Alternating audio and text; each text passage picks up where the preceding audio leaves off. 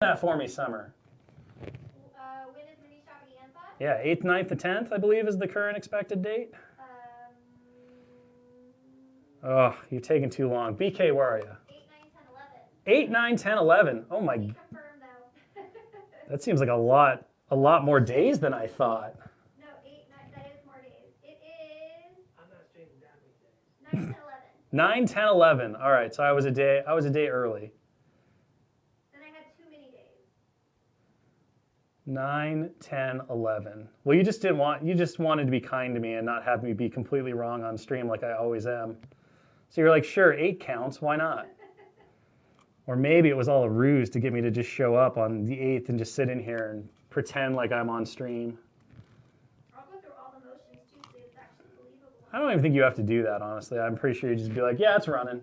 I'll see you in 8 hours and be like, what am I doing? I don't know. I can't rep for 8 hours. I mean, I'd try, but I guarantee you by hour 7, it'd be pretty loopy. Pretty loopy. All right, a little bit more white into our purple mixture. Oh, no. There was a big old post, but it's gone now. I can only see the bottom of it. Okay, let's see. I'm sure you will make it even better. Something about the X-Wings. Hi, Atomic Team. Best regards from Spain. Please give a lot of love to X-Wing Game. I'm a regular player of this great game since 2014, and I'm with your 2.5 version. I expect a lot of improvements and new ships from pilots. Woo! I'm sure you'll make it better. There are a lot of X-Wing players in my area. I'm sure that all of that will be true. I'm glad that you're enjoying it. And like we talked about kind of earlier in the stream before we went down, or maybe we went down when I was yambling about it. We are currently working on another points update, like we discussed with the lead up to the 2.5 release. You know, we want to do updates when they're needed. And of course, 2.5 is a pretty big shakeup in a lot of ways, so we knew that we'd probably wind up doing an update a little sooner rather than later. And seeing all of the games get played, Adepticon, a couple of the other big tournaments that have happened. Cherokee Open, I believe, was the first one to kind of use some of the rules, but not the adjusted points.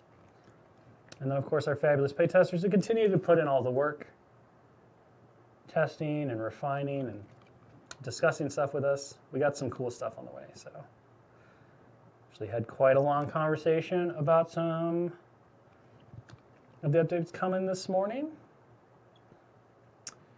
And with Legion, of course, we're just all very excited to get Shadow Collective out into everyone's hands, talk about what's next on the horizon. I've been told that there's going to be some Ewok shenanigans happening at this mini extravaganza, so if you were with us for the last mini extravaganza and your emotions were thoroughly excited by the idea of vicious drop bears in Star Wars, you definitely want to check out and be around for the Legion panels and stuff that are going to happen in June.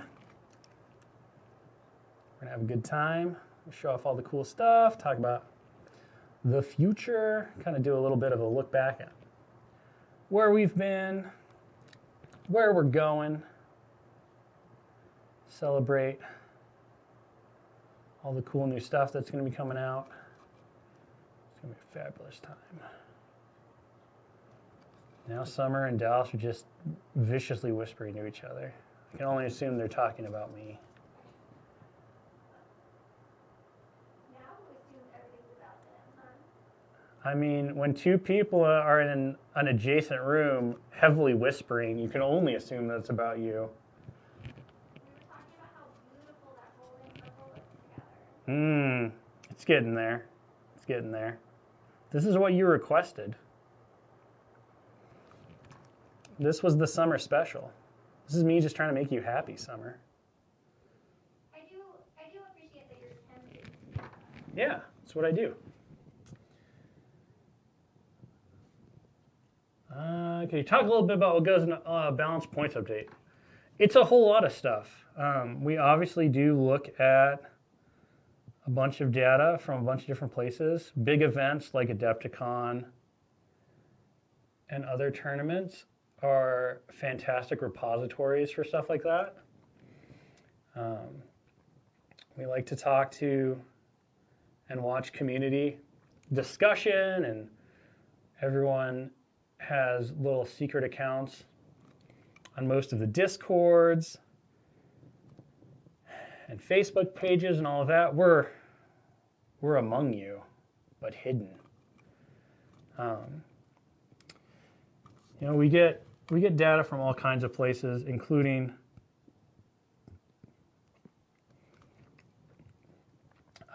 stuff from retailers that report back to their sales account managers.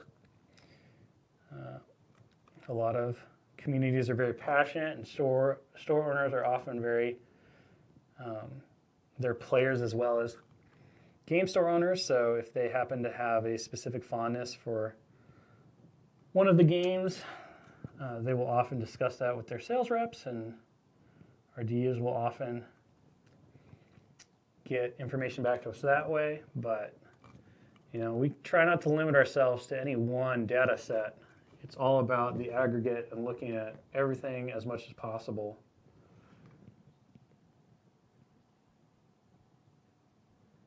And so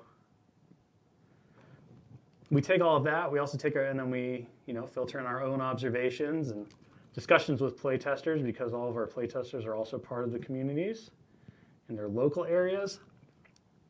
And so they also provide us that kind of like on-the-ground feedback and perspective. And we're always discussing internally what we're seeing, what we think is happening. Even when we release something into the wild, we often are making educated guesses and hypotheses about how certain things will work out. We try to anticipate where changes may need to happen or where additional focus is needed. Sometimes you release things that you feel like are correct, but it's always a judgment call. So you can, anyone who tells you they have 100% confidence in their game design is probably not being completely honest with either you or themselves. You just never know. You make your best assumptions and guesses based on all the data you have. But ultimately, kind of like one mathematician in a certain dinosaur-themed science fiction movie says, you can't account for chaos. And life and living is largely chaos. So, talk all the time about how these games are living, breathing creatures. They evolve and adapt and change and grow in ways that you can't expect. And that's part of what keeps us in the dev department constantly engaged. It's not just coming up with new things. It's also the process of learning and adapting and growing our understanding as things change and move about in various ways. So, but if there's one thing that's true of all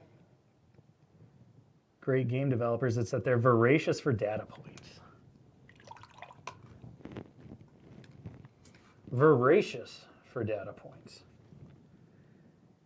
And they will just go out and spend all of their free time, sometimes devouring everything they can find to bring back and look at and adjust and all of that stuff. So, but end of the day, the biggest part of that process is iteration. So you always put your stuff out to the testers. We test internally. We discuss a lot internally. We pull feedback. We analyze the results, and then we adjust accordingly. And of course, everything is quite subjective as well. So we're running everything that we do through our own filter. And what we believe is going to net the result that we want the most. And that result, obviously, is whatever's going to make the games as successful and full of long life and longevity as possible. And unsurprisingly, not everyone always agrees on those things, internally, externally, testing-wise, group-wise. You can pull the same playtesting group, ask them about X, Y, or Z change, and you'll get as many different answers and responses as there are playtesters sometimes. So part of the big challenge of game development is that analysis part where you figure out, okay, this is what they're saying, this is what they mean. Now we believe that this is going to get us the result that both we believe is correct and that will lead to the game being the best it can be based on what all of our data is saying from players, feedback, both what they like, what they don't like, what they wish was different. You just kind of piece it all together, make a call, put it out there, hope that you're as close as perfect as possible, and then prepare for the next cycle. And of course, as we talk about a lot at Ministry Again and stuff, the goal is to get to a point to where you're not having to go in and garden as much. You want a stable ecosystem that kind of maintains itself, takes care of itself. If you've ever owned a fish tank, the more that you futz with an ecosystem that's supposed to be stable and kind of a closed system, the more dangerous it becomes that you're going to cause an imbalance that may be deadly.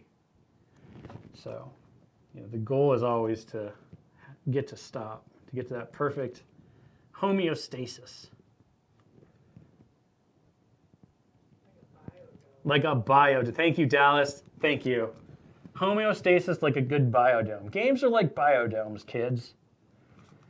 Go check out the iconic documentary from the 90s featuring one Pauly Shore. Biodome.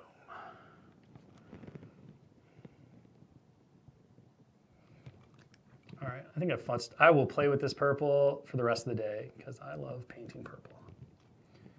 Such a cool color. But let's move on. Let's move on to something else. Okay.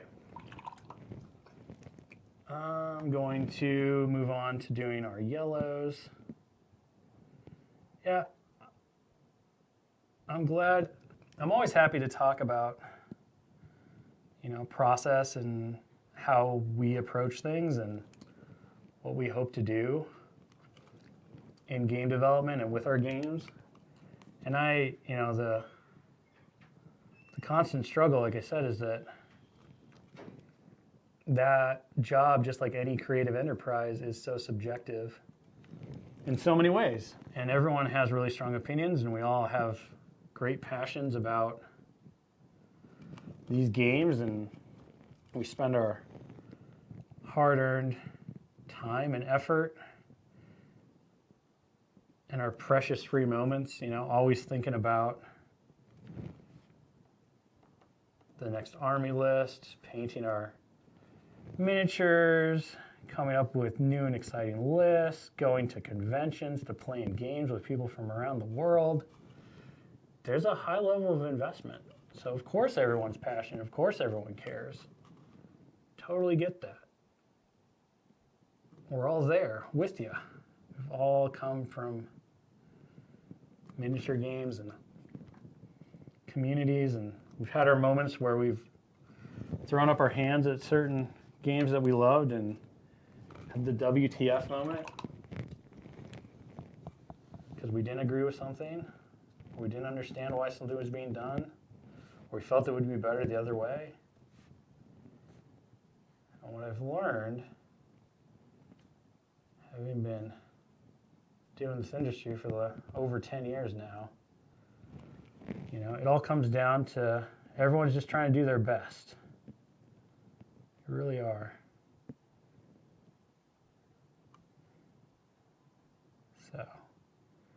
And there's a lot of things that happen and considerations that are made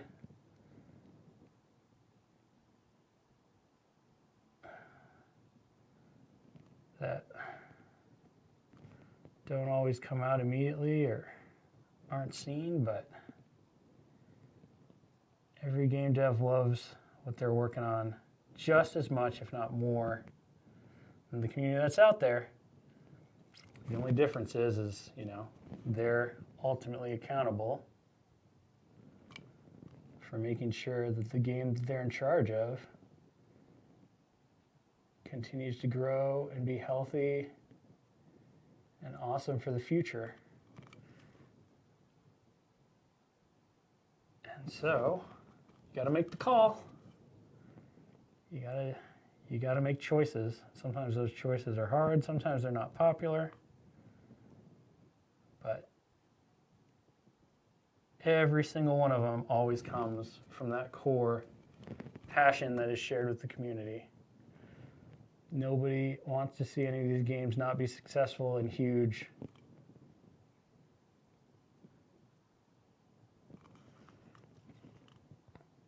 We want to see more people come in. We want to see new faces. We want to see the continuation of people who have been with the games forever.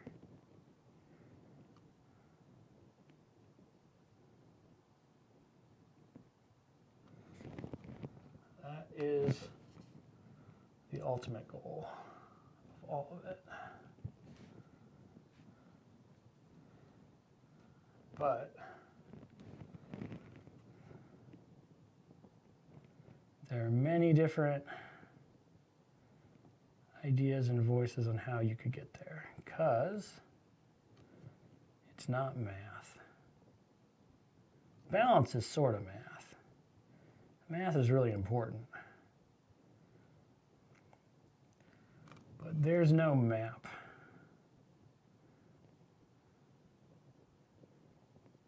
It is kind of like painting a miniature, writing your own novel. There's so many different ways you can go. You gotta do your best to figure out the right way, and then do it. And the beautiful thing, no, not yellow on my purple, about living games like this is that even if it's not perfect the first time, you always have that opportunity to go back and make adjustments and keep tending to your garden until it is the perfect symbol and way you wanted it to be.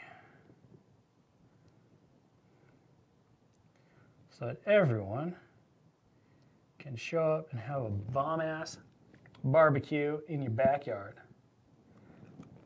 Hang out, chill, enjoy themselves, forget their troubles,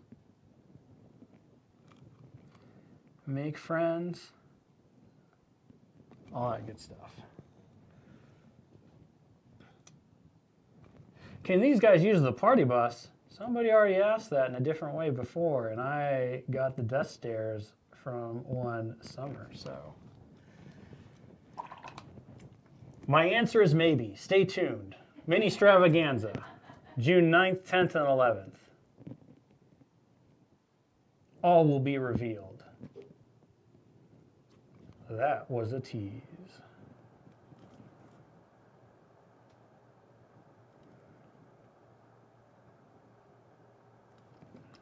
I will say, I know that a bunch of product information was released at Gamma last week to all the fine retailers out there. I think that's where, you know, people asking about the new Mercenary AA5 card is coming from. It would be exceptionally odd to have that card released alongside Shadow Collective and not have it have some kind of impact. So there you go. There's I feel like everyone is quite intelligent enough to figure out that there's probably something connected. What it is and how it works, who knows? But the truth is out there.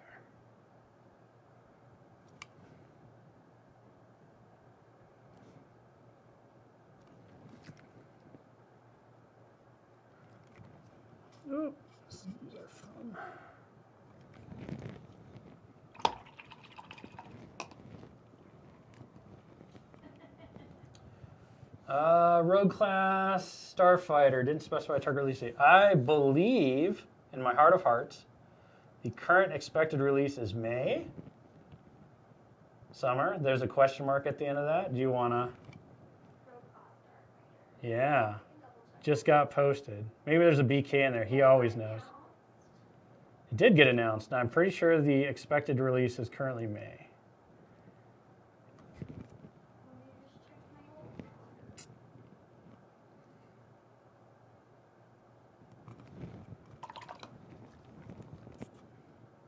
Shield could have been smoother, but there you go. That's almost my birthday.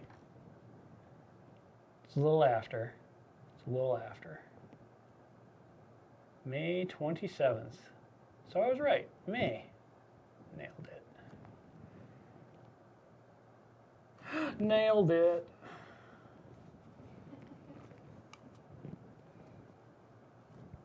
Oh, Summer, we got some requests for some Armada painting.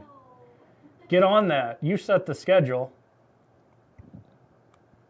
Well, luckily we're getting a lot of stuff from our Roseville office, and we can expand what we're actually showing on screen now. Ooh, girl. Never again. What? That's rude. Why can't I be excited?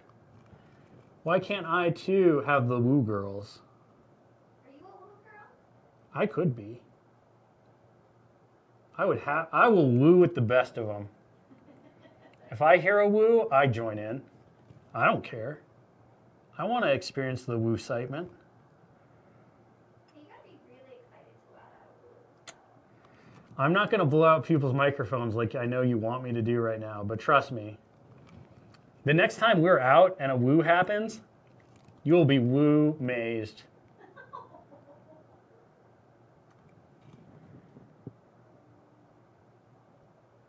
I love wooing. We'll have to have a woo contest. A woo-off? A woo-off. Don't pervert the beauty of the woo nature into a competition. It's not a competition. It's about communal expression of joy, of recognizing the woo-ness of another person and joining in with them in a harmonious, like, soul bonding experience.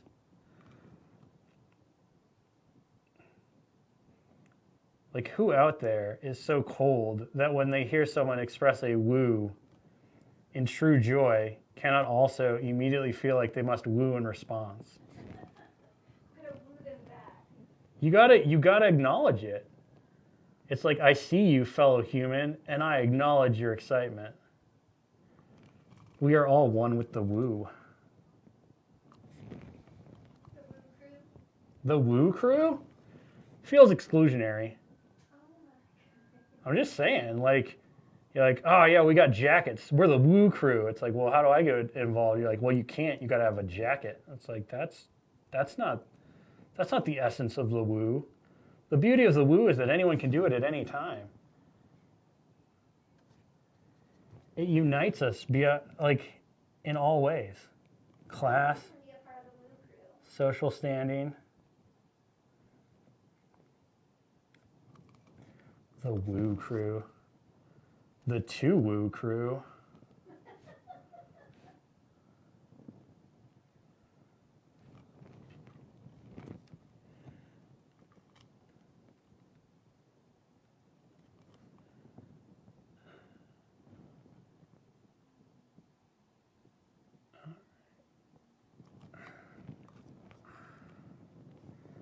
A little bit of cleanup to do on this fella. We still have to do the skin too of the hands, but I don't think we're gonna get that far. But we got pretty good on this. Pretty good. Get some shading on that gold, some shading on the yellow. A lot more work to do. However, getting pretty close to a decent tabletop standard. I would definitely do a couple more smoothing coats of yellow on this fella.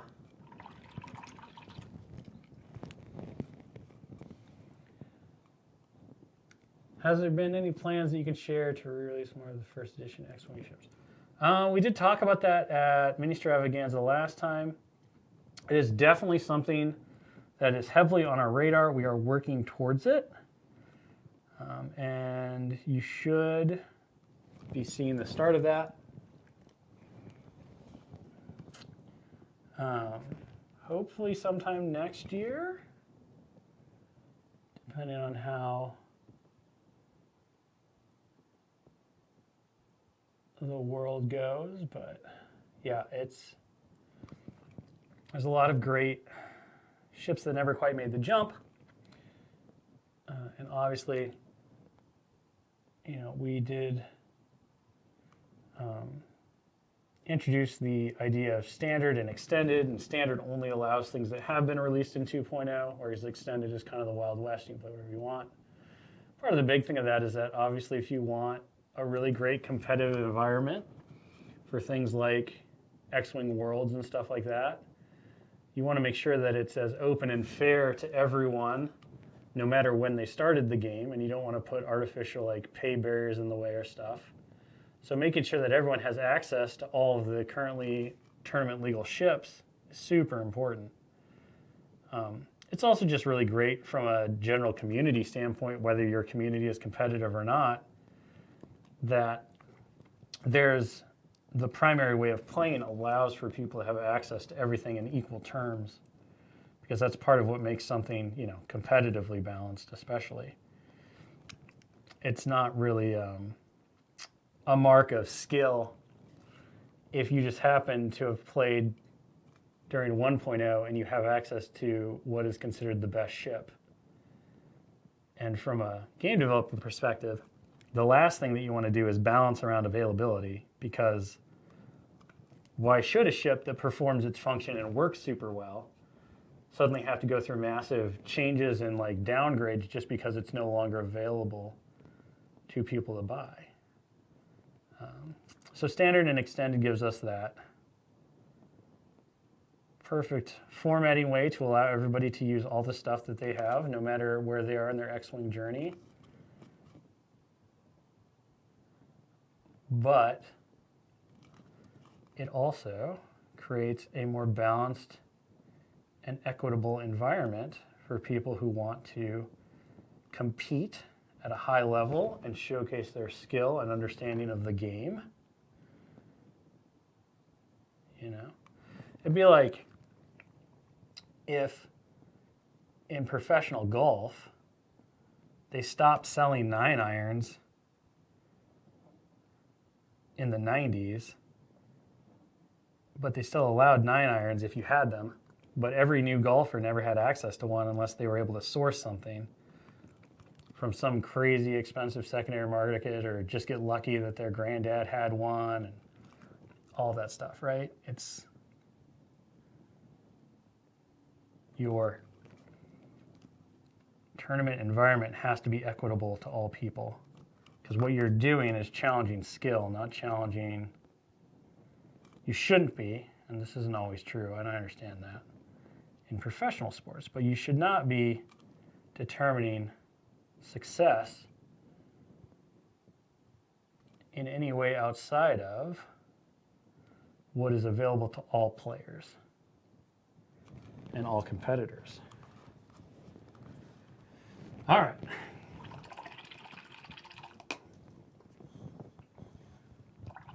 We have 4 minutes left. I don't really think it's going to give us time to do much of anything, but let's try if we can find our color.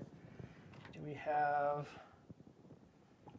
That's not the color that I want, Summer. Werewolf brown. No. Well, I can't find my sepia tone, so I guess we're going to be done here, because that's my next step, is to make a nice little sepia wash and get those yellows and that gold all washed together, but I'll do that off camera. Yep. So many paints, none of it's organized. It's a mess. This is what happens when I leave for a week. So with that, thank you so much for joining me. I hope that you had some fun. Sorry for the little technical difficulties and hiccups. Our building is clearly going through some internet woes right now, but we're going to bring somebody out and get that all addressed. Be sure to join us tomorrow, 1 p.m. Pacific. Dallas Kemp is going to be back in action. He's going to be painting something from Marvel Crisis Protocol. I don't exactly know what. I bet Summer does, though. So watch out for that. And then, of course, I'll be back next Tuesday at 1 p.m. Pacific for more hobby and discussion and just hanging out with y'all. Till then, be good to each other, stay healthy and stay safe, and we'll see you on the next one. Goodbye.